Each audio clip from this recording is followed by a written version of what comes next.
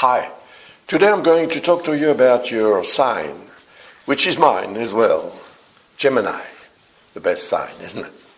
Well, 2025 is going to be quite an interesting year because it actually triggers the energy of 1, 2 planets, even 3 and 4, that are going to have a very beneficial influence on this sign. The first one I want to talk to you about is the one that is already in Gemini, and that is Jupiter. So let's have a look at what Jupiter has to say. Now, so it is here, and it's been in Gemini since the 25th of May 2024. Today is the 17th of October 2024. And it's going to last, this transit in Gemini, until the 9th of June 2025. It's an important transit because it only occurs once every 12 years. And it represents a period of evolution, progress, and even success. I mean, Jupiter has a very strong influence on anything that needs to grow. So the idea of growth is, of course, derived from the transit of this planet, which is the giant planet. It's the largest planet of the solar system. Actually, you could put all the planets of the solar system in Jupiter. They will fit in there.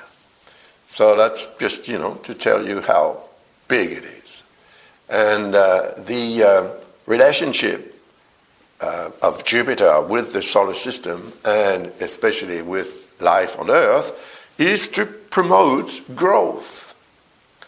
But at the moment, it's true that Saturn is kind of making it a little bit more difficult than usual to gain from this energy of Jupiter. The reason is that there is what we call a discordance between Gemini and Pisces, where Neptune and Saturn are transiting. Neptune we'll talk about in a minute. So it is slowing down the progress that you are wanting for yourself and working for. Work is represented by Saturn, work and duty and all the effort that we have to make to obtain what we want in life. Nothing is easy, as you know. So Jupiter could make it very easy for you.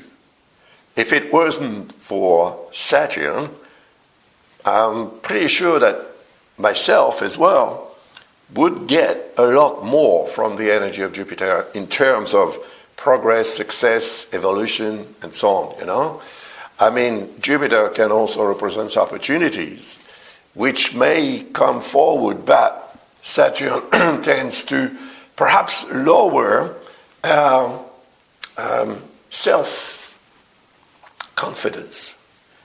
And therefore, it may also make us a bit more lazy, perhaps, to get up in the morning and go to work, or do what we have to do, or what we would have to do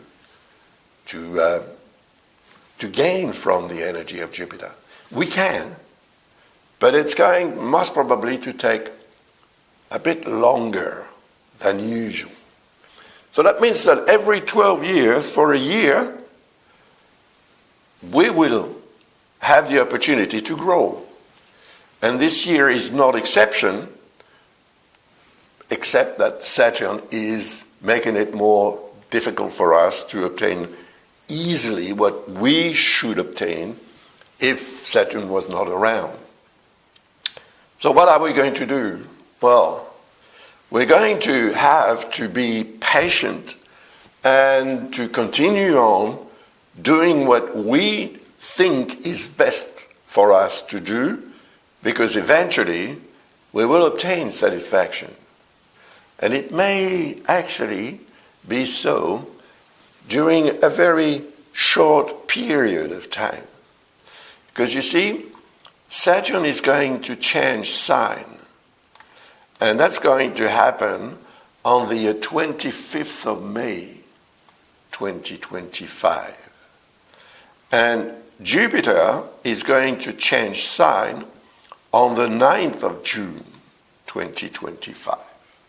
So that means that between the 25th of May and the 9th of June, Saturn and Jupiter will be in signs that are in a positive relationship with one another. Aries is a fire sign, and Gemini is an air sign. Air and fire do cohabit very easily. Actually, fire needs air to burn. So the link, which is what we call a sextile, which is a 60-degree angle, is not going to be 60 degrees. For sure, it's almost 90 degrees. But the signs are in a harmonious relationship with one another.